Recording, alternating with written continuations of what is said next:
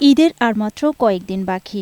পছন্দের পোশাক তৈরিতে এখনও ভিড় দর্জিবাড়িতে। উৎসবপ্রেমীরা গজ কাপড় ও আনস্টিচ কাপড় দিয়ে three piece, two piece, panjabi সহ বিভিন্ন ধরনের পোশাকের ফরমায়েশ দিচ্ছে। আর সেসব পোশাক তৈরিতে গভীর রাত পর্যন্ত ব্যস্ত সময় পার করছেন কারিগররা। দর্জিরা জানান, শবে বরাতের পর থেকে অর্ডার আসছে। কাজের চাপে নতুন অর্ডার নেওয়া বন্ধ করেছে কারিগররা। ঈদের সময় কিছুটা কাজ বেশি হয়, যার কারণে আমরা ঈদের সময় আশায় থাকি যে ঈদের সময় আমাদের কিছু বায়া বাণিজ্য হবে বা ব্যবসা বাণিজ্য হবে। ওটা নেওয়া এখন অনেকটাই বন্ধ হয়ে শেষ পর্যায়ের দিকে, কারণ যা নিয়েছি সেগুলো তৈরি করতেছি, আমরা দেওয়ার জন্য প্রস্তুত চলতেছে আমাদের সব কাজ। টেলাররা এখন ব্যস্ত আছে, খুবই ব্যস্ত। আমার 1 ঘন্টা বসাই রাখছে এখনো। এ পেশার সাথে জড়িতদের আর্থিক সহ সব ধরনের সহযোগিতার আশ্বাস ঝালকাঠি বিসিকের।